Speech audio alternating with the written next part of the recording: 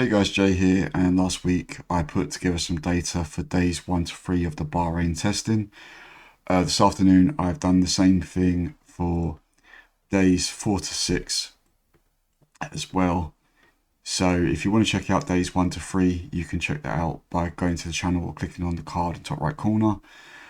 We're not going to be focusing on days 4 to 6 selectively in this video, but I have put the data together as you can see here. But what we are going to be doing is looking at the data as a whole on this worksheet, pre-season testing results. So I'm just going to remove myself from the screen. Now, just to specify, in regards to total lap deficit, I didn't specify this last week, but I was talking about the total fastest lap deficit. Okay. Other than that, we've got the total number of laps completed as well. So we've got it for we've got the total fastest lap deficit for the drivers, the total number of laps completed for the drivers. We've then got the same things for constructors and then the same things for engine suppliers. So I've put this together this afternoon. I haven't delved too much into it, so this is just a quick look at it to see what I can see and give you my thoughts. So looking at the total fastest lap deficit across Bahrain testing 2026, days 1 to 3 is in blue, so that's last week. Days 4 to 6 is in orange, so that's this week. Now, other than Alonso, Hulkenberg, Perez, Bottas, Behrman, Norris and Piastri, everyone was quicker this week in terms of their fastest lap deficit.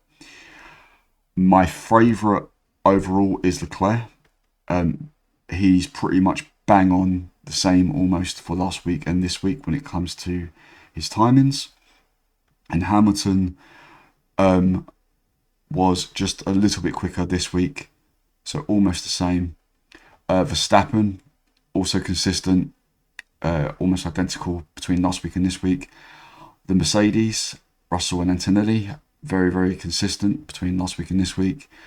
As for the McLarens, they were faster last week, but they are still going to be up there. Now, in terms of the midfield, my personal favourites right now are HAAS. Yes, they were slower this week, but I do like the look of HAAS. If not Racing Bulls, so Lawson and Arvid Lindblad. Otherwise, Alpine were a lot quicker this week, so they're possibly a dark horse in that sense. The teams I'm not fully comfortable right now with timings is Williams, even though they were a lot quicker this week, and I just don't feel like they're as strong as last season. Audi are pretty much where I kind of expect them to be. They're obviously going to be towards the back, but my main concerns are Aston Martin and Cadillac. In terms of Aston Martin, as you know, they had their engine problems this week, but Stroll was technically quicker this week and Alonso was quicker last week. However, they haven't completed many laps, less than 500 laps total between them during testing, so that is my concern. And with timings, definitely looking to avoid Cadillac right now because they are way down here, especially Perez. Perez looks really bad for the timings. That being said, with Cadillac being a brand new team, maybe they'll be the cheapest in F1 Fantasy, which may persuade me to go for them just so I can put that budget elsewhere. But we'll see. In terms of the total laps completed, most drivers, I think, completed more laps this week, or is it very 50-50? Let's see. So, from what I can see, Bortoleto slightly completed more laps last week. Same with Perez and Bottas. Leclerc and Hamilton completed more laps last week, so did Lando Norris. Otherwise, Isaac Hadjar and both Williams completed more laps last week. So, again, for this week, the Racing Bulls, the Mercedes look strong. Same with Alpine, they completed more laps this week.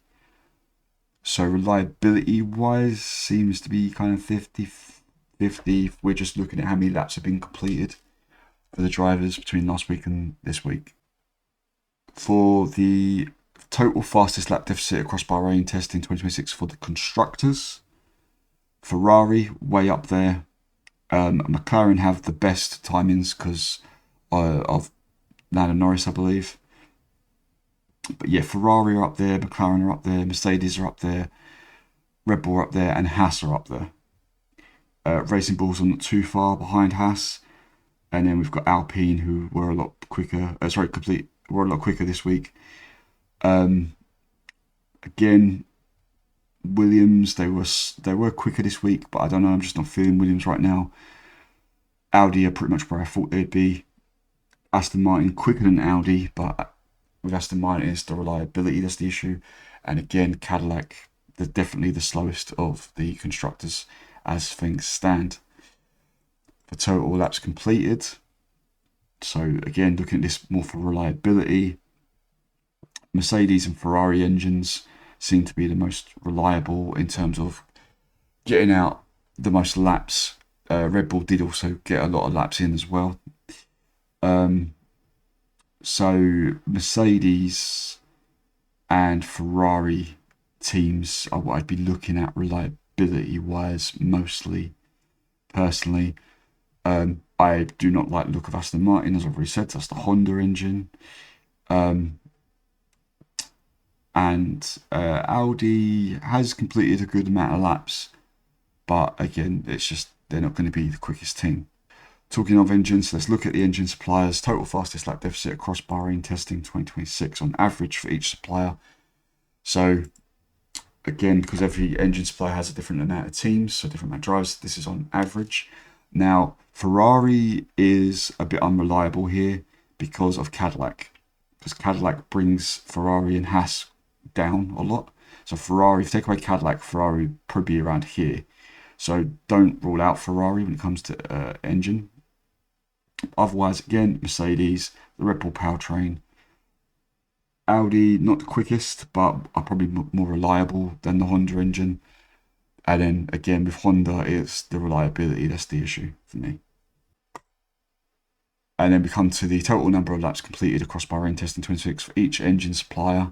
So this is not on average. This is literally every team for that engine supplier, how many laps they completed. Mercedes, who have 4 teams, that's Mercedes, McLaren, Alpine, Williams. They completed the most laps overall, and are definitely way up there for reliability. Ferrari came in second with the most laps completed, so that's Ferrari, HAAS, and Cadillac. But as I said, with timings, Cadillac are a lot lower compared to Ferrari and HAAS. Then we've got the Red Bull powertrain, so Red Bull and Racing Bulls. And then the 2 engine suppliers that are a concern are Audi and definitely Honda.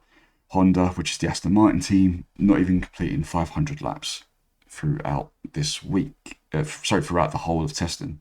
So, where does that leave me with my final thoughts? Let's do a tier list. And this is taking into account fastest lap deficit and total laps completed.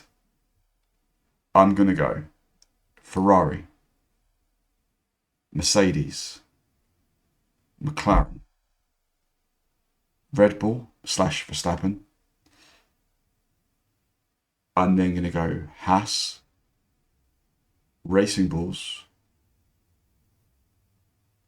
Williams,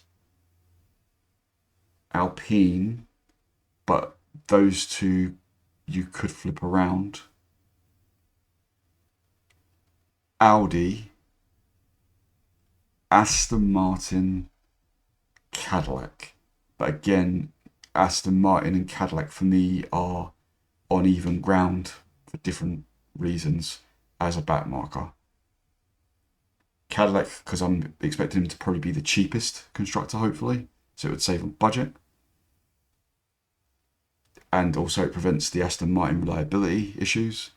But then Aston Martin are quicker than Cadillac, and so if they don't have their issues, hopefully they'll be okay. So yeah, I think there's two sets here that I have to put together. I think I have to put Alpine and Williams together, and I have to put Cadillac and Aston Martin together. So that's my tier list, I think, after pre-season testing. So yeah, anyway guys, I hope this video has given you some kind of help. Sorry, it's hopefully a really short one.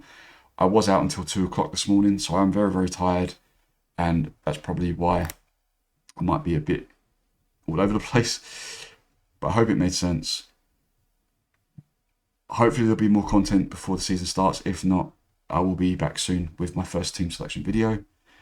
Otherwise, thank you for watching. All the best, peace, and I'll talk to you soon.